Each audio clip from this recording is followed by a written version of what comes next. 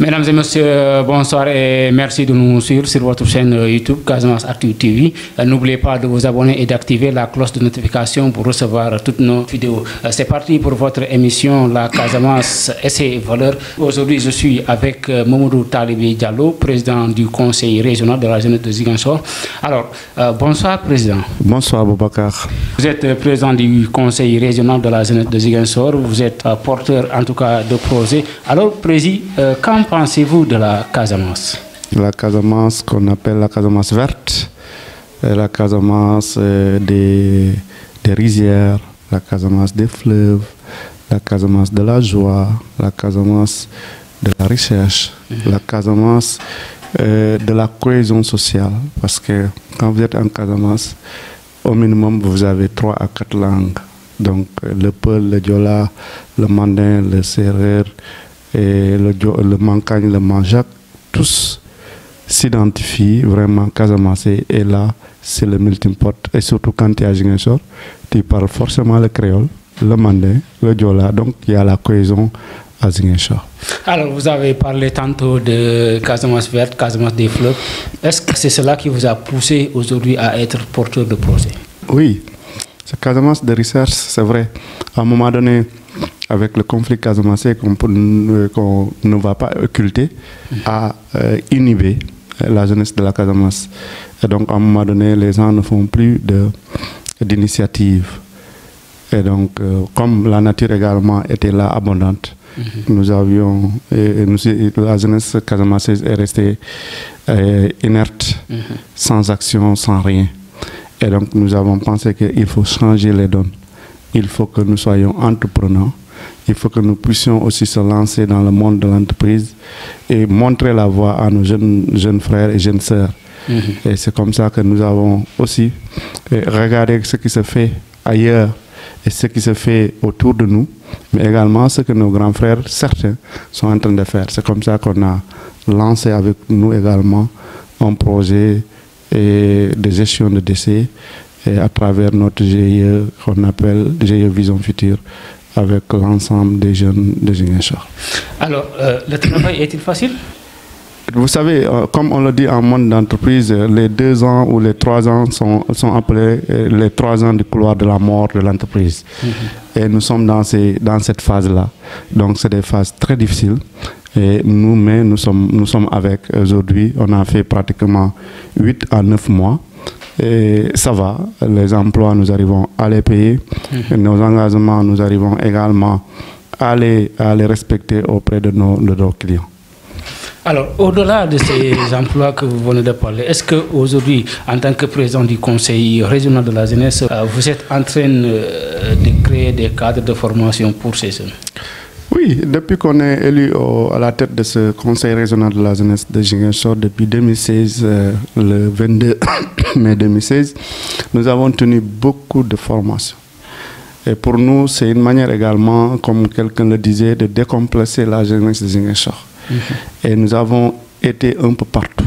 Et donc, nous avons formé des milliers de jeunes. Aujourd'hui, nous pouvons vous citer des exemples de jeunes qui sont passés par nous et d'autres qui sont devenus des leaders là où ils sont. Et donc, ça, c'est notre sacerdoce, notre rôle. C'est de faire la promotion de la jeunesse casamançaise, surtout celle de Ziguinchor. Et donc, nous formons les jeunes dans beaucoup de domaines. Et l'un des domaines que je pourrais citer, c'est dans le BTP.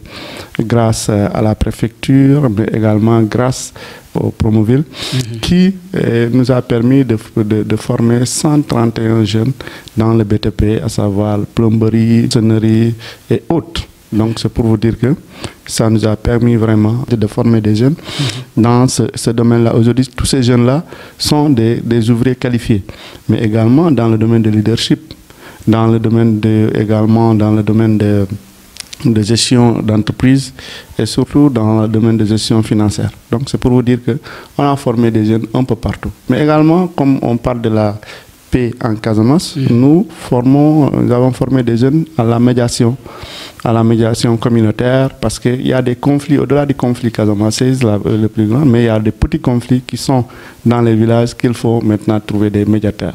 Et nous avons formé en son temps tous les présidents de conseil et de jeunesse. Nous sommes au nombre de 42 dans la région. et nous remercions ce passage notre partenaire qui nous a accompagnés. Au-delà de ces formations, aujourd'hui, vous avez tantôt parlé de la Verte Casamance, et quand on parle de Verte Casamance, on ne peut pas oublier les fruits. Est-ce qu'aujourd'hui, Talibé Diallo, en tant que porteur de projet, pense mettre quelque chose pour aider les jeunes ou même les femmes à la transformation de ces fruits? Avec notre partenaire et la GIZ, nous sommes en train d'accompagner les jeunes. Donc, nous identifions les jeunes dans tous les domaines. Et même dans le domaine que vous parlez de l'agriculture, de l'arboriculture. Et nous identifions les jeunes que nous mettons en rapport à la GIZ qui les accompagne. Et donc, parmi ces jeunes, nous avons le président du conseil départemental de la jeunesse qui vient juste de signer une convention avec la GIZ. À travers lui, le président du conseil départemental, qui est également un jeune entrepreneur qui est à Mamatoro, il est en train de faire de belles choses au niveau de sa ferme, où il forme les jeunes dans tous les domaines, à savoir le maraîchage, l'arboriculture, mais aussi dans l'élevage des poules, à savoir l'aviculture. Donc, au-delà de lui, on a aussi un jeune comme Moustapha qui a été accompagné par l'ADER ici à Niaguis, qui aussi a une ferme écologique. Donc, c'est pour vous dire que nous sommes en train, en tout cas, de mettre en relation les jeunes, en tout cas porteurs de projets, avec les bailleurs potentiels à pouvoir les accompagner, que ce soit les programmes de l'État ou bien des programmes qui ne sont pas les programmes de l'État. Donc c'est pour vous dire que cela nous permet de pouvoir vraiment accompagner les jeunes. Maintenant, nous, à travers notre projet qui est la gestion de déchets, et c'est quoi? Nous récupérons, nous ramassons les déchets au niveau des ménages. D'abord, ça permet de rendre propre le cadre de vie de ces ménages-là, donc de les permettre aussi de lutter contre la santé publique, donc la dégradation de la santé publique. Mais aussi, les déchets-là, nous les prenons et nous les transformons en beaucoup d'éléments. Tout ce qui est plastique, on le transforme en objet d'art, mais tout ce qui est biodégradable, nous le transformons en engrais. Donc un engrais bio, à savoir le compost. Et ce compost-là retourne forcément au niveau de ces fermiers qui viennent régulièrement prendre ces composts et aller fertiliser leurs champs. Et donc, nous pourrons avoir des aliments bio venant de ces fruits-là. Maintenant, pour la transformation, comme vous l'avez dit, là également, nous sommes en train, en tout cas avec nos partenaires, former les jeunes dans la transformation, mais aussi identifier les entreprises de transformation jeunes et les mettre en rapport avec les différents partenaires, à savoir par exemple l'Agropole Sud qui est en train d'être implanté dans la région de Ziguinchor, et nous identifions les entreprises jeunes et les initiatives jeunes et que nous mettons en rapport avec l'Agropole Sud. Toujours sur ce volet, parce qu'on a vu aussi beaucoup de gens, en tout cas à Ziguinchor, n'ont pas une formation dans ce secteur. Est-ce qu'aujourd'hui, à travers vos partenaires, vous pensez aussi apporter une solution à ça? Oui, vous savez, comme on l'a dit, la population sénégalaise est très jeune.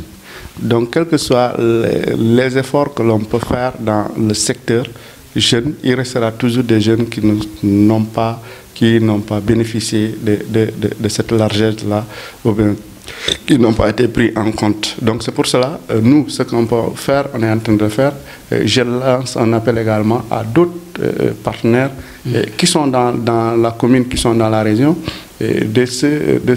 comment s'appelle-t-il, de redoubler d'efforts, parce que c'est vrai qu'ils sont en train de faire, mais aussi de redoubler d'efforts pour pouvoir vraiment capter tous ces jeunes et pouvoir les former dans beaucoup de domaines, pourront demain nous permettre de hisser notre région comme une région économique comme toutes les autres régions du Sénégal.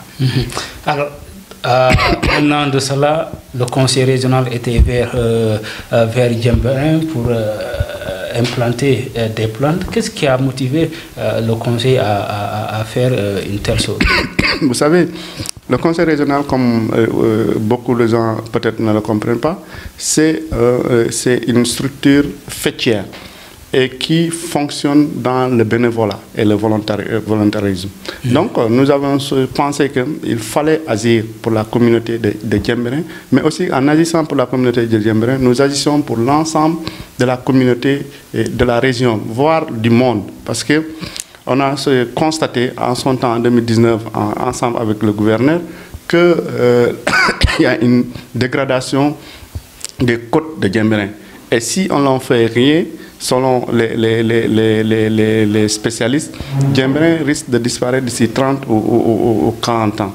Et donc, nous avons constaté que les filaos qui ont été implantés, qui ont été plantés par nos arrière-parents, sont en train de disparaître. Donc, nous avions dit, pourquoi pas mobiliser les jeunes et replanter d'autres filaos. Parce que les filaos ont la capacité de retenir les dunes de sable.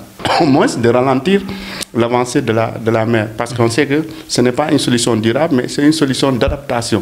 Donc, on essaie de s'adapter au changement climatique et ça permettra de ralentir le temps que peut-être l'État central puisse mettre de gros moyens, et je lance un appel à l'État central, de pouvoir sauver la côte casamançaise. Et nous avons que seulement cette côte au niveau de Djembéré. Si on ne la sauve pas, on risque de ne pas avoir une côte dans la commune de Djembéré et toute la Casamance peut ne pas avoir de côte. Donc c'est pour cela.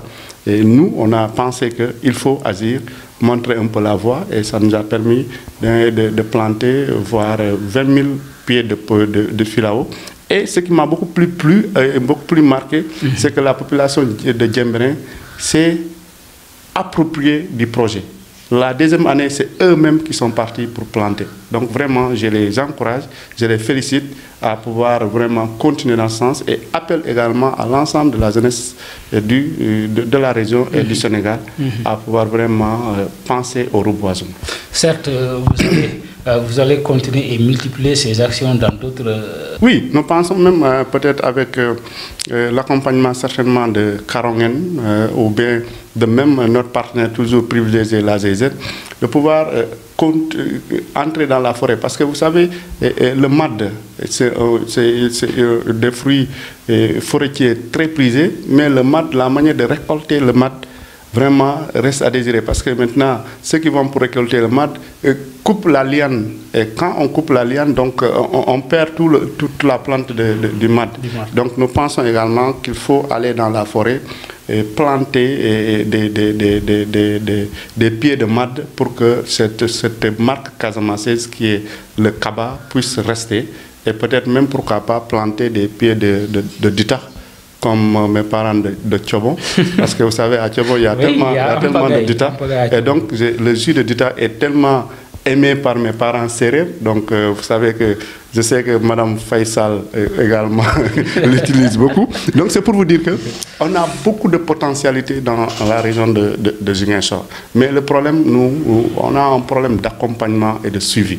Donc, je plaide également, une fois de plus, qu'on puisse accompagner ces initiatives volontaristes des jeunes. Parce que c'est vrai, c'est du volontariat, mais aussi au-delà du volontariat, il y a aussi la motivation. Parce que quand vous allez vouloir mobiliser les jeunes pendant une semaine dans la forêt, il faut que ces jeunes puissent être nourris, puissent au moins avoir un abri. Donc c'est un coût. Et donc c'est dans ce sens-là que nous demandons certainement à l'État d'abord, mais aussi aux partenaires au développement, d'accompagner les initiatives des jeunes dans ce sens-là. Alors, vous avez parlé tantôt du guitare et du mat, mais aussi nous sentons la raréfaction du pain de singe, de son nom scientifique Adam Soyan. Est-ce qu'aujourd'hui, vous pensez aussi à se lancer dans ce domaine? Oui, c'est pour vous dire que j'ai juste cité deux exemples de fruits forestiers, à savoir le mat et le dita. Mais on peut citer le pain de singe, on peut citer par exemple d'autres fruits qui sont dans la forêt que les gens utilisent et qui sont en train de se raréfier. Un, par la méthode de récolte, d'ailleurs, qui n'est pas bon. Deux, par aussi des feux de brousse. Donc, il faut que l'on pense à renouveler ces plans pour que demain, nous puissions toujours continuer à bénéficier de ces fruits qui sont vraiment de beaux fruits, qui font de beaux jus et qui sont très prisés par mes parents d'abord Diola, qui sont avant d'être prisés par d'autres. Mesdames et messieurs, vous êtes dans votre émission La Casamance et ses valeurs. Je suis avec Mamadou Talibé Diallo, président du conseil régional de la jeunesse de Ziguinchor. Talibé, à part le travail que vous êtes en train de mener, Talibé est dans quoi? Oui, Talibé, au-delà du conseil régional de la jeunesse, Talibé d'abord est un enseignant donc de formation, qui est un agent de l'inspection d'académie. Mais aussi, je suis dans le mouvement Navetan, comme vous l'avez constaté. Nous regrettons en tout cas la division du mouvement Navetan en deux structures, que c'est l'un de mes combats pour que toute la jeunesse de Ziguinchor puisse être dans une même structure, en tout cas du Navetan, pour que les Navetan soient également un vecteur de développement. Oui, certains d'autres me diront que le Navetan, c'est autre chose, mais aussi la plupart des joueurs qui sont sénégalais, la plupart commencent par le Navetan. Et aujourd'hui, nous avons vu également la plupart des dirigeants au niveau du Sénégal ont fait le Navetan. Le Navetan, c'est une autre réalité. Tant que tu n'es pas là-bas, tu ne comprendras pas, mais quand même, et nous allons essayer, ensemble avec les acteurs qui sont là-bas, à mieux assainir ce mouvement-là pour que ça soit vraiment plus vendable et que ça soit de plus en plus professionnel. Je pense que c'est à cela que le président Amadou Kane a instauré les licences numériques pour que l'on puisse aussi aller avec le temps. Mais au-delà de ces mouvements, nous sommes dans le développement de notre quartier et nous sommes également aujourd'hui élus par la population de Ziguinchor. Et donc je suis conseiller au niveau du conseil municipal de Ziguinchor. Et par la même occasion, je remercie tous ceux qui ont eu la confiance de nous élire à ce poste-là. Alors, avant de revenir au conseil municipal, vous êtes dans le mouvement Navetan. Est-ce que aujourd'hui vous vous sentez mieux dans cette activité? Oui, vous savez, pour nous, c'est une manière également pour nous de participer à l'encadrement des jeunes. Parce que les jeunes sont partout. Et il y a une partie vraiment très importante qui se trouve dans le mouvement Navetan. Et donc, il ne faut pas les laisser tout seuls, il faut les encadrer. Et nous sommes là-bas, on se bat avec toutes ces réalités du mouvement Navetan, mais nous sommes en train, en tout cas, de se frayer un chemin et de pouvoir apporter notre touche pour vraiment mieux restructurer ce mouvement-là, pour que ce mouvement soit un exemple pour les jeunes, mais aussi pour les autres pays. Un mouvement qui est une très grande école pour non seulement les footballeurs, mais l'arbitrage et la gestion des activités de masse de produits ou même la gestion de la jeunesse. Parce que là, si vous constatez, beaucoup de joueurs sont sortis du mouvement Navetan et beaucoup d'arbitres, en tout cas, sont devenus performants grâce au Navetan, mais aussi, si vous regardez la Fédération sénégalaise de football, presque la majeure partie étaient des acteurs du mouvement Navetan. Oui, le mouvement Navetan, c'est un laboratoire. Donc, c'est quelque chose de fabuleux, de génial. Parce que pourquoi? Auparavant, lorsqu'il n'y avait pas le mouvement Navetan, et voilà, les activités c'était disparate, chacun faisait ce qu'il voulait. Mais c'est en ce moment que les anciens ont pensé de créer l'organisme des activités, de coordination des activités de vacances. Et aujourd'hui, chacun apprend au niveau du mouvement Navetan. Même la vendeuse de Tiaf à côté apprend à vendre, à faire son petite entreprise à travers le mouvement de Navetan. Donc, maintenant, c'est vrai, il y a des bienfaits et des choses qui ne sont pas bien faites. Et maintenant, il faut voir comment améliorer ceux qui ne sont pas bien faits pour que ça soit vraiment quelque chose vraiment de très génial.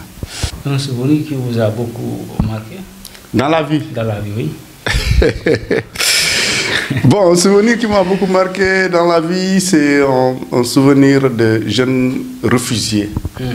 Un souvenir de jeunes réfugiés qui n'avaient pas de perspective de vie et aujourd'hui qui de plus en plus s'affirment dans la vie active. Ça me marquera à jamais. Vous avez tantôt parlé de conseil, conseil municipal.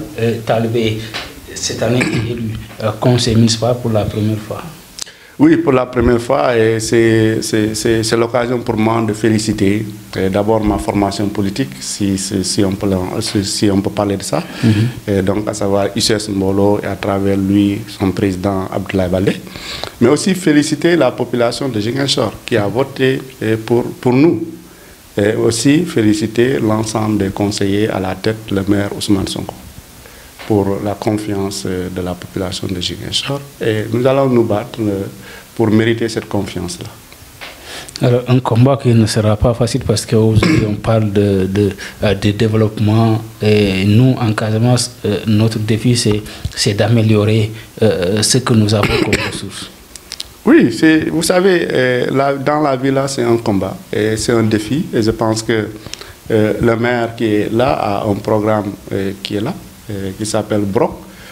Certainement, le conseil municipal va s'appuyer sur ça pour pouvoir au moins hisser la ville de Ziguinchor, là où le maire Abdoulaye Baldé l'a laissé, peut-être lisser un peu plus haut encore, parce que c'est ça qui devait être le défi de chacun d'entre nous, c'est que de sortir d'un point A positif vers un point B positif. Et donc, je pense que le maire Abdoulaye Baldé a fait ce qu'il devait faire. Et aujourd'hui, c'est au maire Ousmane Sonko et son équipe, et y compris nous qui sommes des conseillers à l'intérieur, de pouvoir aussi faire notre partition dans le développement de Ziguinchor. Ça ne sera pas facile, comme tu l'as dit, mais on se battra.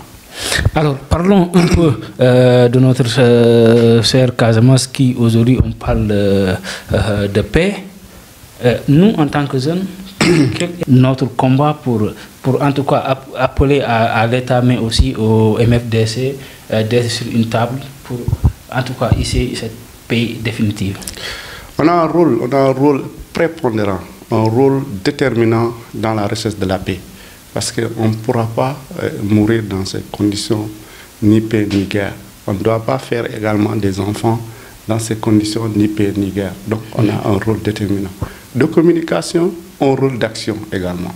Il faut que l'on puisse sensibiliser le maximum de personnes pour que les gens aillent vers la table de négociation. Pour qu'on puisse avoir une paix définitive, il faut que toute la jeunesse casamançaise, de Goulumbo à Diogué, puisse parler d'une seule voix et pousser à l'État et au mouvement MFDC vers la table de négociation sérieuse pour qu'on puisse sortir définitivement de ce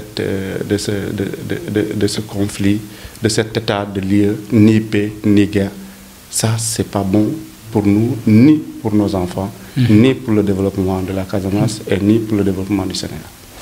Alors, un appel, parce que nous sommes presque à terme de notre émission. Oui, l'appel que je peux lancer, c'est un cri de cœur aux jeunes surtout de la région de Ziguinchor, que rien n'est facile dans la vie et que chacun doit se battre pour que nous puissions hisser notre région Ziguinchor vers un développement meilleur. Pour que nous puissions être cités comme des exemples, il faut que chacun se batte, chacun, là où tu essaies de créer de la recherche. Et c'est l'ensemble là qui fera le développement de la Casamance. Merci. Merci Talibé d'avoir accepté notre invitation.